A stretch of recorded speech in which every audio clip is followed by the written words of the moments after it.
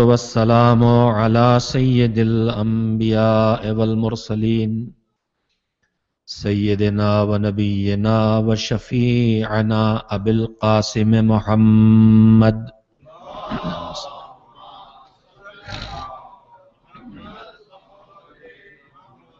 وآله الطيبين الطاهرين المعصومين المظلومين واللعنة الدائمة الباقية على أعدائهم أجمعين من الآن إلى يوم الدين. أما بعد فقد روي عن سيد الساجدين زين العابدين علي بن الحسين عليهم السلام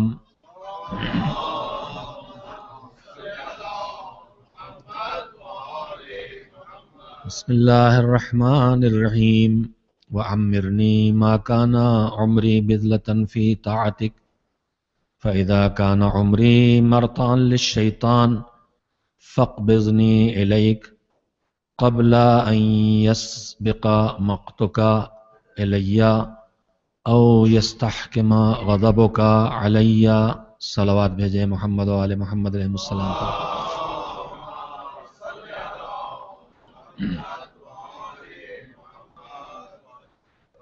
دعائے مکارم الاخلاق کا وہ جملہ ہے سید سجاد نے جس میں ہمیں یہ دعا کا سلیقہ تعلیم کیا ہے اور یہ سکھایا ہے کہ اپنے مالک سے ہمیشہ یہ چاہو کہ پروردگارا جب تک تیری اطاعت میں زندگی بسر ہو سکے مجھے زندگی دے، لیکن اگر میری زندگی شیطان کی چراگاہ بن جائے تو پھر اس کا نتیجہ ہوگا ہمیشہ کے لیے تیرے غضب کا شکار ہونا اور تیری ناراضگی کو اپنے مقدر میں لکھوا لینا. تو ایسی زندگی جس میں تیرا غضب ہو، جس میں تیری ناراضگی مقدر میں لکھ جائے، اس زندگی سے موت بہتر ہے. عزیزوں، میں نے آپ حضرات کی خدمت میں گزشتہ شبوں میں جو تذکرے کیے ہیں اس میں کل آپ کی خدمت میں یہ بات عرض کی تھی کہ ہمارے ائمہ نے، سارے اماموں نے اپنے اپنے زمانے میں اپنے اپنے دور میں ایک ہی فریضے کو انجام دیا ہے، ہدایت کی راہ دکھانا، نجات کی منزل تک پہنچانے کا طریقہ سکھانا اور نظام الہی کی پابندی کرنے والی قوم کو تیار کرنا، جس کے لیے ہر دور میں جو حالات تھے اس کے مطابق انہوں نے اقدام کیے ہیں. سید سجاد حضرت زین العابدین علیہ السلام کی زندگی کے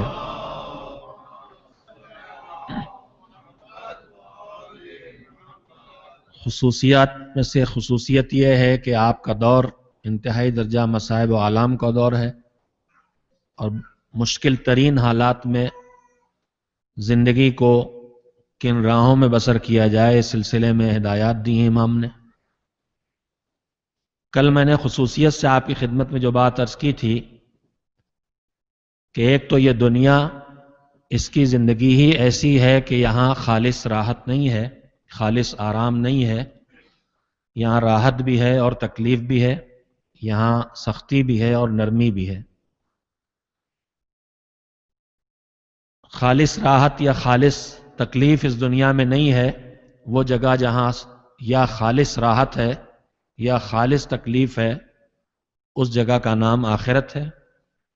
جہاں جنت کی شکل میں خالص راحت ہے یا جہنم کی شکل میں خالص تکلیف اور مصیبت ہے. اس دنیا میں مشکلات بھی ہیں، مسائل بھی ہیں، دشواریاں بھی ہیں، سختیاں بھی ہیں، لیکن کبھی کبھی کچھ زندگیاں ظاہری طور پر نعمتوں میں ڈوبی ہوئی دکھائی دیتی ہیں، مصیبتوں سے خالی دکھائی دیتی ہیں. حقیقت یہ نہیں ہوتی، مصیبتوں سے خالی نہیں ہوتی. مگر مومن کے لیے بالخصوص معصومین نے فرمایا ہے کہ مومن کی زندگی دشواریوں سے خالی نہیں ہوتی۔ ان دشواریوں میں کچھ وہ دشواریاں ہیں جن کی طرف ہم متوجہ ہیں، لیکن معصومین نے ہمیں کچھ ایسے مسائل کی طرف متوجہ کیا ہے جو ہماری بالخصوص مومن کی زندگی کی مشکل ہے، لیکن اس مشکل کی طرف خود ہم متوجہ نہیں ہو پاتے اگر ائمہ نے ہمیں متوجہ نہ کیا ہوتا۔ میں نے کل آپ حضرات کی خدمت میں گزارش کی تھی کہ مومن کی زندگی کے خصوصی مسائل میں ہے رحمت ہے خدا کی، توفیق پانا اچھے کاموں کے انجام دینے کے لیے، اور مومن کی زندگی کی دشواریوں میں ایک دشواری ہے توفیق کا سلب ہو جانا۔ مومن کی زندگی کی خوبی ہے اچھی بات کے قبول کرنے کے لائق ہونا، اور مومن کی زندگی کی ایک بڑی دشواری ہے دل کا لغزشوں اور خطاؤں اور کثرت گناہ کے باعث اتنا سخت ہو جانا کہ وہ اچھی بات کا اثر قبول نہ کر سکے۔ بلکہ روایات تو اس بات کی طرف متوجہ کرتی ہیں کہ انسانی زندگی میں جن مشکلات کا سامنا ہوتا ہے ان میں سب سے بڑی آفتوں میں سے کم ایک بڑی آفت ہے دل کا سخت ہو جانا کہ وہ اچھی بات کا اثر قبول نہ کر سکے۔ روایت میں ہے معصومین علیہ السلام میں سے، اہل بیت علیہ السلام میں سے ہی کسی سے روایت ہے جناب موسیٰ کے دور کی، کہ جناب موسیٰ کے دور میں سرکش امت تھی پوری جناب موسیٰ کی بنی اسرائیل، جس کے نمونے آج بھی آپ کے سامنے موجود ہیں۔ ان میں کوئی ایک سرکش موجود ہے جو اتنا سرکش ہے کہ اس کی سرکشی اسے جناب موسیٰ تک لے آئی اپنے سرکشی کا اظہار کرانے کے لیے، بلکہ خدا تک پہنچا دیا سرکشی نے اپنے سرکشی کے اظہار کے لیے۔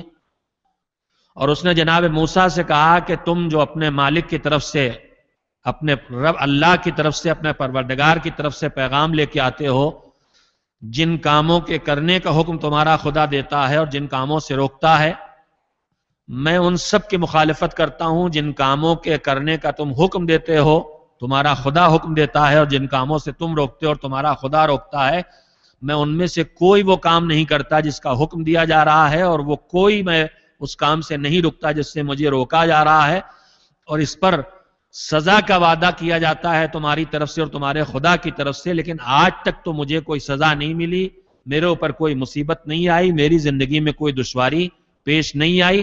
اب جب جناب موسیٰ جانتے ہیں آپ کے کوہ طور پہ جاتے تھے اللہ سے گفتگو کرنے کے لیے، اب جب اپنے مالک کی بارگاہ میں جانا تو جا کے میرا پیغام اپنے خدا سے پہنچا دینا۔ سرکشی کا انداز آپ نے دیکھ لیا، وہ یہ کہہ رہا ہے کہ تیری کوئی بات نہیں مانتا، لیکن میری زندگی میں کوئی مشکل پیدا نہیں ہوئی ہے، کوئی دشواری پیدا نہیں ہوئی ہے، کوئی مصیبت میری زندگی میں نہیں آئی ہے۔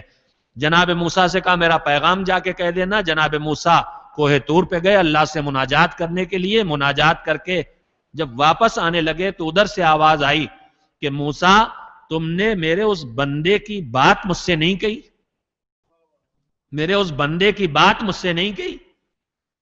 جناب موسیٰ نے کہا مالک تو جانتا ہے اس نے کیا کہا اور کیا کہلایا ہے، میری یہ جرات بھی نہیں ہے کہ میں اس کی بات کو دہراؤں۔ میرے عزیزو، میں یہاں پہ رک کے ذرا سے یہ عرض کرنا چاہتا ہوں کہ وہ کریم کتنا کریم ہے کہ جب کوئی سرکش بندہ بھی اس تک اپنی بات پہنچانا چاہتا ہے تو وہ اس بات کو سننا چاہتا ہے، تو اگر ہم ذرا سے سرکشی چھوڑ کے شرمندگی کے احساس کے ساتھ اس کی بارگاہ میں حاضر ہوں تو ہماری آواز وہ کیسے نہ سننا چاہے گا، اور ہماری آواز کو وہ کیسے اس پہ لبیک نہ کہنا چاہے گا۔ کہا تم نے وہ بات نہیں پہنچائی، کہا مالک تو مجھ سے بہتر جانتا ہے، میری جرات نہیں ہے کہ میں اس کے سرکشانہ اور باغیانہ لہجے کو دہراؤں۔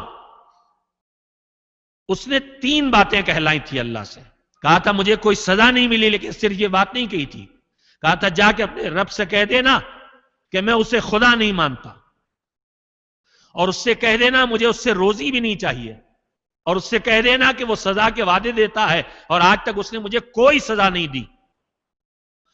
تو پروردگار نے کہا کہ موسیٰ تم نے اس کی بات مجھ تک نہیں پہنچائی. جناب موسیٰ نے جب کہا کہ مالک تو اس کی بات جانتا، میں اس کے دہرانے کی جرات بھی نہیں کر سکتا، تو اللہ نے کہا اب میرا جواب اس تک پہنچا دے، اس سے جا کے کہہ دے. میں نے پورا واقعہ صرف آخری جملے کے لیے سنایا ہے. اس سے جا کے کہہ دے، اس نے جو یہ کہا ہے کہ وہ مجھے خدا نہیں مانتا، تو اس سے جا کے کہہ دے کہ اس کے ماننے نہ ماننے سے میری خدائی پہ کوئی فرق پڑنے والا نہیں. وہ مانے چاہے نہ مانے، میری خدائی پہ کوئی فرق پڑنے والا نہیں ہے. اور اس نے جو یہ کہلایا ہے کہ اس کو میری روزی نہیں چاہیے، تو اس سے کہہ دے کہ اسے چاہیے چاہے نہیں چاہیے، لیکن میں اس کا خالق ہوں، میں نے اسے پیدا کیا ہے تو میں اسے روزی دوں گا، اسے چاہے درکار ہو اور چاہے درکار نہ ہو. اور اس کے بعد کہا اس سے جا کے کہہ دو کہ وہ جو کہہ رہا ہے کہ اس نے سرکشی کی ہے، نافرمانیاں کی ہیں، کوئی بات میری نہیں مانی ہے اور اس پر کوئی بلا اور کوئی آفت نہیں آئی ہے. میں نے اسی جملے کے لیے آپ کا اتنا وقت دیا اور یہ روایت آپ کو سنائی ہے، تو سن لو. اس سے جا کے کہہ دو وہ کہ سن لے کہ اس پر مصیبت نہیں، اس پر سب سے بڑی مصیبت ڈال چکا ہوں میں، سب سے بڑی بلا کا شکار ہو گیا ہے وہ.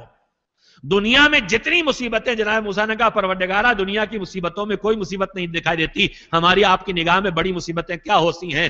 بیماری بڑی آ جائے، اولاد خدا نہ خواستہ چھن جائے، خدا نہ خواستہ گھر میں آگ لگ جائے، کوئی آفت آ جائے ایسی جس کو ہم بڑی مصیبت سوچتے ہیں، اس پر کوئی مصیبت نہیں آئی. اور اللہ کہہ رہا سب سے بڑی مصیبت کا، سب سے بڑے عقاب کا، سب سے بڑے عتاب کا عذاب تو آخرت میں ہے. یہاں صرف عقاب یا عتاب ہو سکتا ہے جو دنیا کا وقتی سزا ہوتی ہے. اللہ کہتا ہے سب سے بڑی سزا اسے دنیا میں جو دی جا سکتی ہے وہ دے چکا ہوں. عذاب آخرت اپنی جگہ پہ ہے. کہا پروردگارہ اسے کون سا عذاب ملا ہے؟ کہا اس سے جا کے کہہ دے میں نے اسے سب سے بڑی سزا یہ دے دی ہے کہ اس کا دل اس کی ان بدعملیوں کے نتیجے میں اتنا سخت ہو گیا ہے کہ اب اس پر کسی اچھی بات کا اثر نہیں ہوتا. یہ سب سے بڑی سزا ہے. واقعاً اگر ہم آپ غور کریں کہ اچھی بات کا اثر لینا، ہمارا دل قبول کرنا چھوڑ دے، اس لیے کہ جب اچھی بات کا اثر نہیں لے گا دل کی نرمی ختم ہو جائے گی، تو یہ نرمی ختم ہونے کے نتیجے میں نہ کبھی شرمندگی پیدا ہوگی، نہ شرمندگی کے نتیجے میں احساس جرم پیدا ہوگا، نہ احساس جرم کے نتیجے میں توبہ کا خیال پیدا ہوگا، نہ توبہ کے نتیجے میں مغفرت کی منزل تک آدمی پہنچ سکے گا. اگر ایک دل کی سختی پیدا ہو جائے تو انسان کی زندگی میں کتنی بڑی مصیبت فراہم کر سکتی ہے، اس کا اندازہ ہم اور آپ لگا سکتے ہیں. مومنین کی زندگی کے مسائل کی طرف ائمہ طاہرین نے ہم کو الگ سے متوجہ کیا ہے. کل میں نے جس روایت کو آپ کی خدمت میں اپنے چوتھے امام حضرت زین العابدین علیہ السلام سے پیش کیا تھا اور منتقل کیا تھا،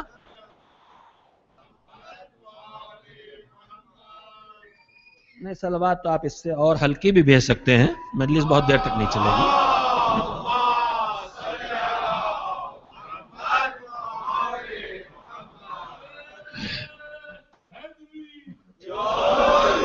میں تھوڑی سی گفتگو اس سلسلے میں کرنا چاہتا ہوں.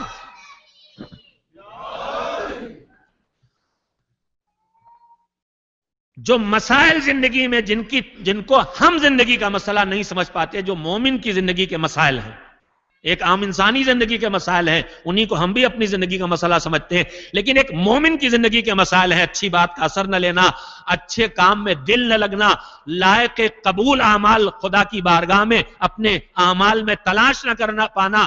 زندگی میں اگر کوئی کار خیر کے نہ کر کے نیکی کی کچھ کر کے کچھ ثواب اور اجر کی امید پیدا ہو جائے تو اس نیکی کو منزل آخرت تک بچا کے رکھنا. اگر توفیق ایمان و معرفت حاصل ہو جائے تو اس ایمان پر مرتے دم تک اپنے آپ کو باقی رکھنے کی تدبیریں کرنا. معصومین نے ان تمام مسائل کی طرف متوجہ کیا ہے جو مومن کی زندگی کے اہم ترین مسائل ہیں. میرے عزیزو، انہی میں سے ایک مسئلہ جس کی طرف کل میں نے امام کے ارشاد کے سہارے آپ کی خدمت میں اشارہ کیا تھا اور تذکرہ کیا تھا کہ چوتھے امام نے فرمایا کہ جب زندگی صبح سے شام ہوتی ہے اور زندگی کا ایک دن گزرتا ہے تو 3 بڑی مصیبتیں انسان کی زندگی میں آتی ہیں، جن میں سے اگر ایک کا احساس بھی انسان کر لے تو اس کی زندگی کی ہر مشکل اس مشکل کے مقابلے میں اسے آسان لگے گی. میں نے کل آپ کو سنایا ہے، میں پھر اسے دوہرا کے ذرا سے ایک گزارش کی اگلی منزل میں جانا چاہتا ہوں. پہلی، صبح سے شام ہوتی ہے تو زندگی کا ایک دن کم ہو جاتا ہے. اب یہ دن پلٹ کے ملنے والا نہیں ہے. صبح سے شام ہوتی ہے تو آدمی اپنی روزی حاصل کرتا ہے. یہ بھی مشکلات میں سے ایک مشکل ہے اس لحاظ سے کہ اگر حلال ہے روزی تو اس حلال کا حساب دینا ہے, اور اگر حرام ہے روزی تو اس حرام پر اللہ سے کل سزا پانا ہے. صبح سے شام ہوتی ہے تو آدمی آخرت سے قدم قریب ہوتا ہے, مگر اسے یہ معلوم نہیں ہوتا کہ وہ جنت سے نزدیک ہو رہا ہے یا جہنم سے نزدیک ہو رہا ہے. اگر صرف یہ ایک احساس ہمارے دماغوں میں زندہ رہے میرے عزیزوں, تو میں کہہ سکتا ہوں کہ واقعاً زندگی کی سب سے بڑی دشواری ہم کو یہ لگے گی کہ ہمیں یہ پتا نہیں کہ ہم آخرت کی طرف تو جا رہے ہیں, ہم آخرت سے تو نزدیک ہو رہے ہیں, لیکن جنت سے نزدیک ہو رہے ہیں یا جہنم سے نزدیک ہو رہے ہیں. میرے عزیزوں, میں اسی سلسلے میں آج جو گزارش آپ کی خدمت میں کرنا چاہتا ہوں, یہاں میرے بھائی, میرے بچے, میرے بزرگ, میری بہنیں, میری بیٹیاں سب تشریف فرما ہیں, الگ الگ سن و سال کے لوگ بیٹھے ہوئے ہیں. میں ان سب سے مربوط اپنے چوتھے امام کے ارشاد کو آپ کی خدمت میں رکھنا چاہتا ہوں اس زندگی کے مسئلے میں. لیکن اس زندگی کے بارے میں ایک بات اس سے پہلے اور آپ سے کہہ دینا چاہتا ہوں, ہم اپنی زندگی کے کاموں کے سلسلے میں کبھی یہ نہیں سوچتے کہ بہت وقت پڑا ہے, نوکری کر لیں گے, روزی کما لیں گے, بہت وقت پڑا ہے, گھر بنا لیں گے, بہت وقت پڑا ہے, ملینر ہو جائیں گے. نہیں, اس دنیا کی زندگی سے متعلق ہماری سوچ یہ ہوتی ہے کہ جو کرنا ہے جلد از جلد کیا جائے. مگر جب آخرت کی بات آتی ہے, جب آخرت کے بنانے کی بات آتی ہے, تو ہماری سوچ یہاں, ارے ابھی تو عمر پڑی ہے, کر لیں گے. بالخصوص ہمارے جوان, عمر پڑی ہے, اور میرے جیسے بھی, وہ بھی حساب لگایا کرتے ہیں, ابھی کیا, ابھی تو 60s میں ہے, ابھی تو 50s میں ہے, سینچری تو بنائیں گے ہی. تو ہم سب اپنے معاملات, میں نے ایک دن کہا نہیں تھا کہ دنیا کی ہر نعمت کے معاملے میں انسان دوسری جگہ ڈھونڈ لیتا ہے جہاں زیادہ نعمت اپنے پاس سے زیادہ ڈھونڈ لیتا ہے, لیکن عقل کے بارے میں آج تک مجھے کوئی شاکی نہیں ملا کہ مجھے کم دی فلاں کو زیادہ دی. ویسے ہی زندگی کی نعمت بھی, اس کے معاملے میں دنیا کے کاموں کے لیے آدمی سوچتا ہے کہ کر لے, جلدی کریں, جلدی کریں, جلدی کریں. مگر جب آخرت کی بات آتی تو ہم سوچنے لگتے ہیں وقت پڑا ہے, کر لیں گے, ارے مولانا کر لیں گے انشاءاللہ, ریٹائرمنٹ کے بعد حج کر لیں گے, 40 سال کے بعد داڑھی رکھ لیں گے, ابھی کیا ہے, ابھی تو کھانے کے دن ہے, خمس بھی نکال دیں گے, ہر دین کے معاملے میں کر لیں گے. پیغمبر خدا حضرت محمد مصطفیٰ صلی اللہ علیہ وآلہ وسلم نے فرمایا ہے کہ یہ کر لیں گے کا مزاج تباہی کی طرف لے جائے گا. ایاک والزجر والکسل, نہ اکتاؤ نہ ٹالو, نہ اکتاؤ نہ ٹالو کہ کب تک یہ کرتے رہیں, اکتاؤ بھی نہیں اور ٹالو بھی نہیں, نہ اکتاؤ نہ ٹالو. مگر دین کے معاملے میں ہم اکتاہٹ کے بھی شکار ہو جاتے ہیں, دین کے معاملے میں ہم ٹالنے بھی لگتے ہیں. یہ عمر پڑی ہے, کر لیں گے, عمر پڑی ہے, کر لیں گے. ہم سنا کرتے تھے, مجھے ایک شعر پڑھنے کو ملا, میں شعر یاد نہیں رکھ پاتا ہوں, لیکن اس میں جو پیغام تھا بہت اچھا تھا. پھر مجھے روایت میں بھی وہ میسج پڑھنے کو ملا کہ عمر ہے کتنی بڑی آخر, جس کے لیے ہم سوچتے ہیں کر لیں گے, کر لیں گے, ہر کار خیر کے لیے نیکسٹ ایئر انشاءاللہ حج. ارے حج اس سال آپ پہ واجب ہوا ہے, نیکسٹ ایئر کی گارنٹی کہاں سے لے کے آئیں؟ نماز ظہر اگر اس وقت آئی ہے, میں اس سلسلے میں ذرا سے اور وضاحت کر دوں کہ جس طرح سے نماز کا وقت آ کے نماز کے وقت جانے سے پہلے اگر نہیں پڑھتا آدمی تو قضا کرنے کا گنہگار ہے, گناہ کبیرہ ہے نماز قضا کرنا. نماز کا وقت کے اندر نہ پڑھنا گناہ کبیرہ ہے. یہ نہیں کہ ہماری مرضی ہم جب چاہیں نماز پڑھ لیں. جس طرح سے نماز کا وقت معین ہے کہ اس کے بعد اس سے باہر جا کے نماز پڑھے تو آدمی گنہگار ہوتا اور گناہ کبیرہ ہے وہ, اسی طرح سے حج ہمارے اختیار کی بات نہیں ہے کہ جب چاہیں گے کر لیں گے. یہ ہمارے ماحول میں عام طور پر یہ مزاج پایا جاتا ہے, اطمینان سے حج کر لیں گے. یہ اطمینان, زندگی کے بارے میں اتنا اطمینان کیسے ہو؟ حج بھی بالکل نماز کی طرح واجب فوری ہے, یعنی وقت آیا تو کرنا ہے. وقت کب آئے گا؟ جب آپ کے پاس اتنا پیسہ آ گیا کہ خرچہ آنے جانے کا اور واپسی کا اور سب ہو جائے گا، اور اتنا وقت بھی آپ کے پاس ابھی بچا ہے کہ آپ قانونی کارروائی کر کے حج کے لیے جا سکتے ہیں، بس جب اور جسمانی صحت اور باقی رکاوٹیں بھی نہیں ہیں، تو جس دن آپ پر یہ کیفیت ہوئی جب آپ اس منزل میں پہنچے، اس کے بعد جب ذی الحجہ کا مہینہ آیا اسی سال آپ پہ حج واجب ہے۔ یہ نہیں ہے کہ جب جی چاہے گا کر لیں گے، اختیار میں نہیں دیا گیا، مگر کر لیں گے، کار خیر کے معاملے میں کر لیں گے۔ ہر معاملے میں مذہب جلد بازی سے روکتا ہے، صرف ایک جگہ ہے جہاں مذہب جلد بازی کا حکم دیتا ہے، وَسَارِعُوا إِلَىٰ مَغْفِرَةٍ مِّن رَبِّكُمْ، اپنے پروردگار کی مغفرت کی طرف دوڑو، جلدی کرو۔ مگر ہم نیکی کے معاملے میں، آخرت کے مسائل کے سلسلے میں کر لیں گے۔ یہ عمر ہے کتنی بڑی، میں اپنے نوجوانوں سے خاص کر کے، ہم تو اپنی عمر کی زندگی کا بڑا حصہ گنوا چکے ہیں، لیکن جن کے پاس انشاءاللہ جو بڑا حصہ باقی وہ اس کی قدر کو پہچانے۔ یہ عمر ہے کتنی بڑی، فقہ کے ایک چند مسائل صرف آپ کو یاد دلا کے، لطیف سے بات جو روایات میں بھی ہے، جو شعر میں بھی ہے، وہ یہ عمر، یہ زندگی ہے کتنی بڑی جس کو ہم سمجھتے ہیں پڑی ہے، کر لیں گے۔ ایک تو میں پہلے آپ سے پوچھنا چاہتا ہوں، یہ ہمارا انداز گفتگو جو ہے، عمر پڑی ہے کر لیں گے، یہ انداز گفتگو کیا بتاتا ہے؟ ہمارے گھر میں دو طرح کی چیزیں ہوتی ہیں۔ ہم نے کہا فون کا، وہ دیکھی ٹی وی پہ رکھا ہے۔ ہم نے کہا گھڑی کا، وہ دیکھیے میز پہ رکھی۔ ہم نے کہا کمپیوٹر کا، وہ دیکھیے سامنے رکھا ہوا۔ ہم نے کہا وہ جو جوتے خراب ہو گئے تھے کہاں؟ کل وہ دیکھیے گیراج میں پڑے ہوں گے۔ تو کچھ چیزوں کے لیے ہم کہتے ہیں رکھی ہیں، اور کچھ چیزوں کے لیے کہتے ہیں پڑے ہوں گے۔ ان دونوں میں کیا فرق ہے؟ جس کی قیمت کا ہمیں احساس ہے اس کے لیے کہتے ہیں رکھا ہے، اور جس کی قیمت کا احساس نہیں اس کے لیے کہتے ہیں پڑی ہوگی۔ عمر رکھی ہے کبھی نہیں کہتے، عمر پڑی ہے، زندگی پڑی ہے، کر لیں گے۔ وہیں گیراج میں وہی ویلو اس کی بھی ہے نا، اس کی قیمت ہے، یہ بڑی محدود ہے۔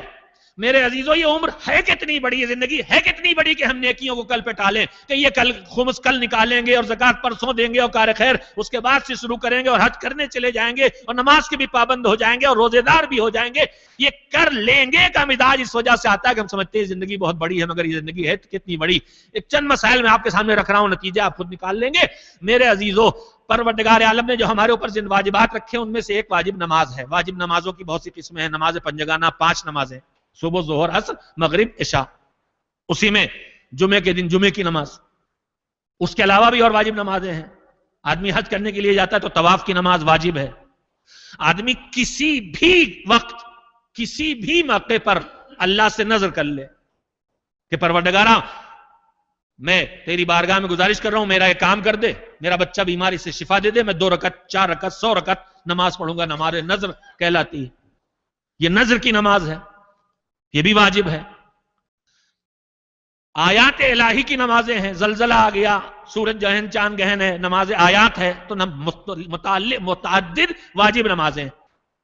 ان واجب نمازوں میں پنجگانہ، جمعہ، طواف، نذر، آیات، ایک اور نماز ہے، اس کا کیا نام ہے؟ نماز میت۔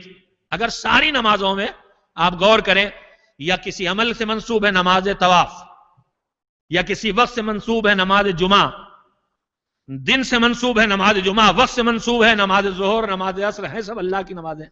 ان ساری نمازوں میں خالی ایک نماز ہے جو حضرت انسان سے جڑی ہے، مردے کی نماز، میت کی نماز۔ یہ ایک مسئلہ۔ جتنی نمازیں ہیں ان نمازوں میں صرف پنجگانہ 5 وقت کی نمازیں ہیں جس میں اذان و اقامت کہنا مستحب ہے۔ مستحب نماز جتنی ہے، سنت نمازیں کسی میں اذان و اقامت نہیں ہے۔ میں جلدی جلدی سنو، یاد دلا رہا ہوں خالی آپ کو، تاکہ آپ کا ذہن خود سے نتیجے نکل پہنچ سکے۔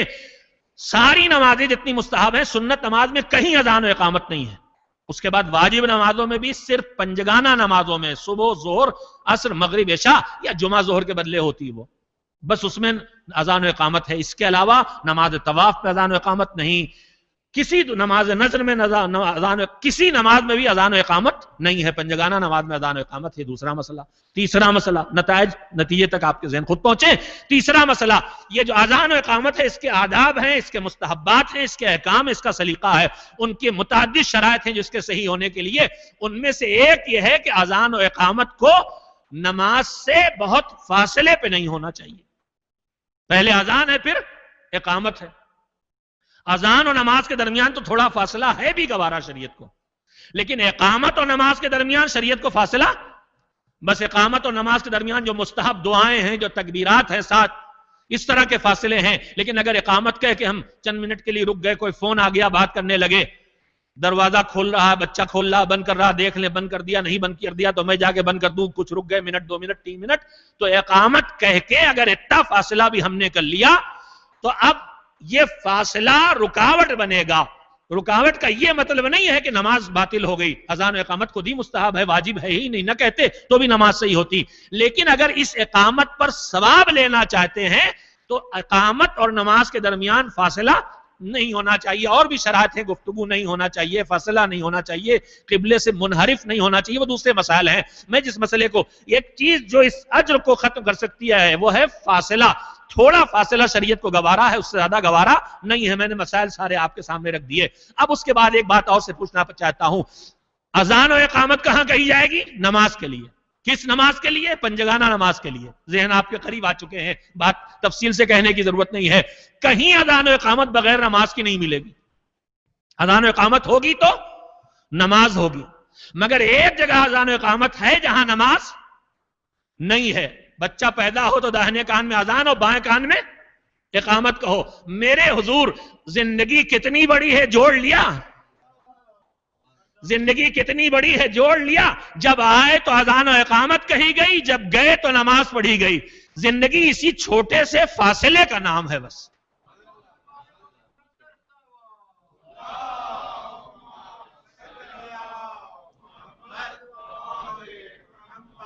اور میں نے عرض کیا کہ صرف شاعری نہیں ہے, شعر ہے, لیکن روایات بھی ہیں.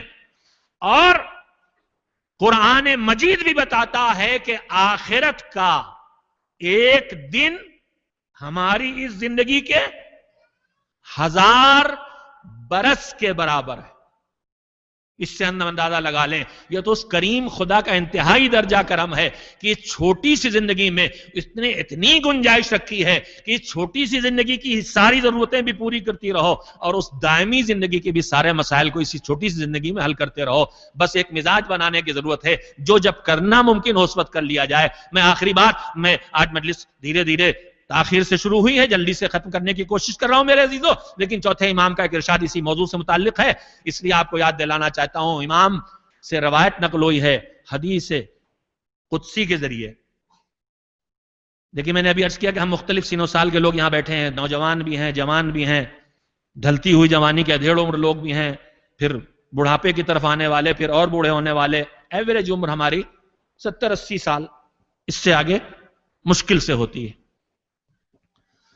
روایت کہتی ہے کہ ہر رات اللہ کی طرف سے زمین پہ ایک فرشتہ آتا ہے, اور اس کے بعد وہ انسانوں کو آواز دیتا ہے سنو سال کے اعتبار سے. ہم سب کے کام کی ہے. کہاں سے آواز دینا شروع کرتا ہے؟ ذمہ داری کی عمر جہاں سے شروع ہوتی ہے, وہ ہمارے اور آپ کی نگاہ میں عام طور پر کھیلنے کودنے کی عمر کہلاتی ہے. ارے ابھی اس کی عمر ہی کیا, بچہ ہے, ابھی سے کیا روزہ رکھوانا, ارے ابھی تو 17-18 سال کا, ابھی سے داڑھی رکھوا کے بڈھا ہو جائے گا, ابھی عمری کیا, میری بیٹی کی 16 سال کی, ابھی سے حجاب کرا دیں.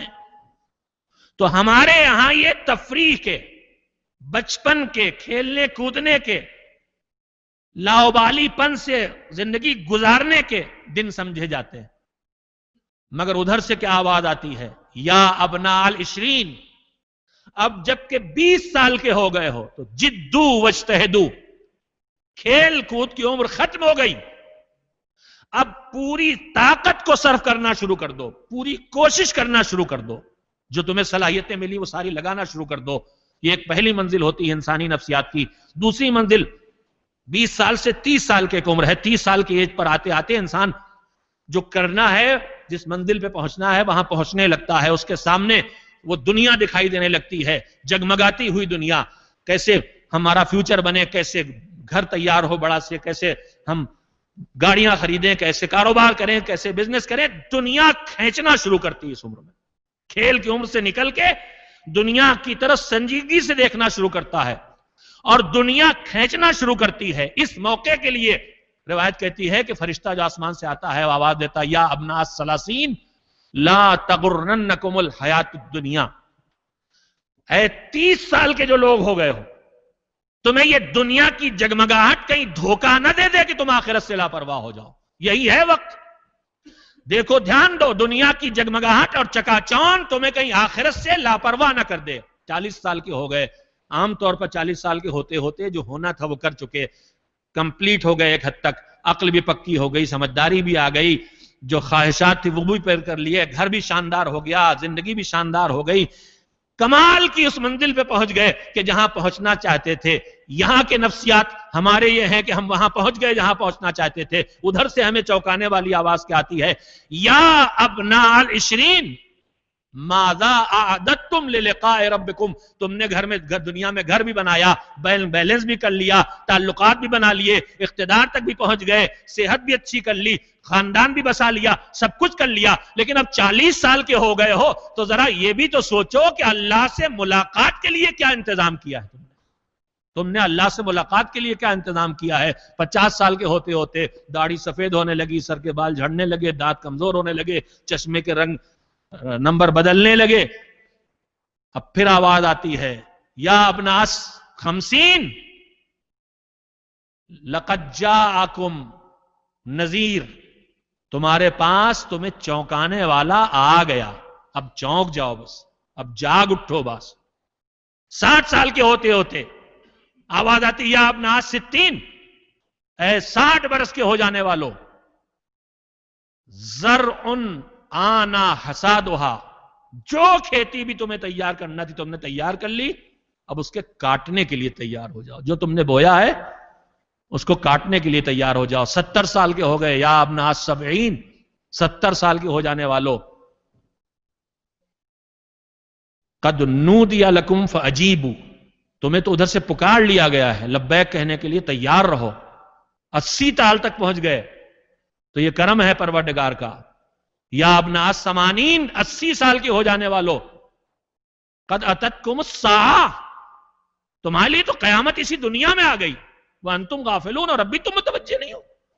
تو میرے عزیزو، میں نے آپ کی خدمت میں نمونہ صرف اس لیے رکھا ہے کہ ہم اس دنیا کی زندگی میں لگ کے اس چھوٹی سی دنیا کے مسائل کے حل کرنے میں، جو بہرحال وقتی ہیں، یا مسئلہ وقتی ہے یا اس دنیا کی زندگی وقتی ہے، ہمیشہ رہ جانے والا نہیں، لیکن آخرت کی زندگی بھی وقتی نہیں ہے اور آخرت کے مسائل بھی وقتی نہیں ہے۔ ایسا نہ ہو کہ دنیا کی چھوٹی اور وقتی زندگی کے وقتی مسائل کے حل کرنے میں ہم اس طرح لگ جائیں کہ آخرت کی ہمیشہ باقی رہ جانے والی زندگی کے ہمیشہ باقی رہنے والے مسائل کی طرف ہم متوجہ نہ ہو سکیں۔ معصومین نے ہمیں خصوصیت سے ان مسائل کی طرف متوجہ کیا ہے۔ سید سجاد حضرت زین العابدین علیہ السلام کا فقرہ خود اس سلسلے میں ہے کہ میں تمہیں بار بار آخرت کے لیے ٹوکتا ہوں، دنیا کے لیے نہیں، اس لیے کہ دنیا کی طرف تو تم خود متوجہ ہو، آخرت کی طرف تمہیں متوجہ ہونا چاہیے۔ اور معصومین میں سے کسی کا ارشاد ہے، ان کے اصحاب میں سے کسی کا جملہ ہے کہ کسی سے پوچھا، یہ بتاؤ کہ آج تک تم نے دنیا میں جو کچھ پانا چاہا وہ سب حاصل کر لیا کہ نہیں؟ کہا نہیں، بہت کوشش کی ہے، لیکن ہمیشہ کوششوں کے نتیجے میں جو کچھ پانا چاہا وہ سب ہمیشہ حاصل نہیں کر سکے۔ تو پھر کہا کہ سوچو کہ جہاں تم نے پانے کی ساری کوشش کر ڈالی اور طاقت لگا دی، جب وہاں سب کچھ حاصل نہیں کر سکے تو جہاں تم توجہ بھی نہیں دے رہے ہو وہاں کے بارے میں تمہارا کیا خیال ہے؟ جدھر کی طرف تم کوششیں بھی تمہاری کمزور ہیں وہاں کے بارے میں کیا خیال ہے؟ میں نے آپ کی تلخ نوائی کی ہے، آپ کے ذہنوں کو تھکایا ہے میرے عزیزو، لیکن مقصود صرف یہی ہے کہ معصومین کے تذکروں کے طفیل میں ہمارے دلوں اور دماغوں کو وہ روشنی مل سکے جس کے ذریعے سے ہم ان مسائل کی طرف بھی متوجہ رہیں جن زندگی میں مشغولیت کے بعد جن مسائل کی طرف ہماری توجہ نہیں ہوتی۔ میں بار بار یہ جملے کہتا ہوں، کربلا والوں نے اپنی عظیم قربانیوں کے ذریعے ہماری بقا اور ہماری حفاظت کے لیے جو نظام بنایا تھا اس نظام کی طرف متوجہ رہ کے ہی ہم اپنی حفاظت کر سکتے ہیں۔ مشکلات اور مصائب سے بھرپور اور مشکلات اور مصائب میں ڈوبی ہوئی زندگی، اور اس میں سید سجاد کی وہ قیادت، ابھی آپ مسلسل تذکرے سن رہے تھے، روز میں نے بھی آپ کی خدمت میں کہا ہے کیسی مصیبتیں، جب کوئی جانور کا کٹا سر بھی دکھائی دیتا ہے تو گریہ شروع کر دیتے ہیں بابا کو یاد کر کے، جب گھر کے اندر بھی پھپھیوں اور بہنوں کے سر پہ نگاہ پڑتی ہے تو گریہ شروع کر دیتے ہیں، میری بہنوں اور میری پھپھیوں کو بازار کوفہ و شام میں ننگے سر پھرایا گیا، جب کھانا یا پانی سامنے آتا ہے تو گریہ شروع کر دیتے ہیں، میرا بابا بھوکا اور پیاسا شہید کیا گیا۔ سید سجاد نے جتنے نزدیک سے اور جس صبر و تحمل کے ساتھ ان حالات کو دیکھا ہے اور ان مشکلات کا سامنا کیا ہے، آج کل وہ ایام ہے جس میں حسین کا لٹا ہوا قافلہ کربلا سے کوفے اور کوفے سے ہوتا ہوا شام کی طرف رواں دواں ہے۔ اس راہ میں مشکلات کیسے کیسے سامنے آئے ہیں۔ روایت کہتی ہے قافلہ چل رہا تھا، آپ ابھی بھرپور مصائب سن چکے ہیں، میں صرف چند فقرے آپ کی خدمت میں عرض کروں گا۔ قافلہ چل رہا تھا کہ مرتبہ قافلہ چلتے چلتے رک گیا، ظالم شمر نے دریافت کیا قافلہ کیوں رکا، تو کسی نے بتایا کہ وہ سر، وہ نیزہ جس ظالم کے ہاتھ پہ تھا، جس پہ حسین کا سر تھا، وہ ظالم کے ہاتھ سے چھوٹ کے زمین میں پیوست ہو گیا ہے، اور لاکھ کوشش کی جا رہی ہے مگر اپنی جگہ سے نیزہ ہلتا نہیں ہے۔ شمر نے تازیانہ ہاتھ میں لیا، چلا، میں سمجھا سر مظلوم کے پاس آ کے بے ادبی کرے گا، مگر صاحب ریاض القدس لکھتے ہیں کہ بجائے سر حسین کی طرف، حسین کے مظلوم فرزند کی طرف شمر تازیانہ لے کے آگے بڑھا، سید سجاد کے پاس آیا اور کہا یہ بتاؤ تمہارے بابا کا سر آگے کیوں نہیں بڑھ رہا ہے، ورنہ تمہاری پشت پہ یہ تازیانے لہو لہان کر دوں گا۔ امام نے ہتکڑیاں سنبھالیں، بیڑیاں سنبھالیں، توق گراں بار سنبھالا، بابا کے سر بریدہ کے پاس آئے، آواز دی بابا اب شمر کے تازیانے نہیں کھائے جاتے، بابا بابا اب ظلم نہیں سہا جاتا، بابا بابا دیکھو میری پشت کتنی زخمی ہے، بابا اب تازیانے نہیں کھائے جاتے، بتاؤ بابا تم آگے کیوں نہیں بڑھ رہے ہو۔ سر بریدہ حسین سے آواز آئی بیٹا میری بچی جو میرے سینے پہ سوتی تھی اسے سزا دی گئی تھی، ارے پشت پر سینے کے بل اونٹ کی ننگی پشت پہ رسیوں سے جکڑ گیا تھا، میری بچی گر گئی ہے راہ میں، جب تک میری بچی نہ آئے گی میں آگے نہ بڑھوں گا۔ ہاں قافلے کو آگے بڑھنا ہے، اجازت مل گئی، شہزادی زینب و ام کلثوم بچی کو ڈھونڈتی ہوئی چلی، کربلا کی طرف راہ میں چلی، تھوڑی دور چلی تھی، دیکھا راہ کے کنارے ایک بی بی بیٹھی ہوئی ہے، نزدیک آئی تاکہ پوچھے بچی کا پتہ معلوم ہو جائے شاید، لیکن نزدیک آئی تو دیکھا ننھی سکینہ بی بی کی گود میں آرام سے آنکھیں بند کیے لیٹی ہے، سو رہی ہے۔ میں سمجھا زینب بڑھ کے بچی کو بی بی کی گود سے لے لیں گی، مگر زینب رک گئی، ہاتھوں کو جوڑا، آواز دی بی بی تم کون ہو آخر؟ ارے جب سے اس بچی کا بابا مارا گیا جو اس کے نزدیک آیا تماچے مارے، تازیانے لگائے، کانوں سے گوشوارے چھینے، ارے تم کون ہو جس کی گود میں بچی کو نیند آ گئی؟ کہا میری بیٹی زینب تو نہ پہچان سکی، ارے تیری اماں فاطمہ زہرا ہے، جب میرے بچے کی گود پہ سینے پہ سونے والی گر گئی تو میں کیسے لحد میں آرام کرتی، اماں یہ دیکھو تمہاری بیٹی کی پشت پہ تازیانوں کے نشان، یہ بازو رسن بستہ رہنے سے خون آلود۔ وَسَيَعْلَمُ الَّذِينَ ظَلَمُوا أَيَّ مُنْقَلَبٍ يَنْقَلِبُونَ أَلَا لَعْنَةُ اللَّهِ عَلَى الْقَوْمِ الظَّالِمِينَ اللهم تقبل منا إنك أنت السميع العليم۔ ماتم حسین، یا حسین، یا حسین۔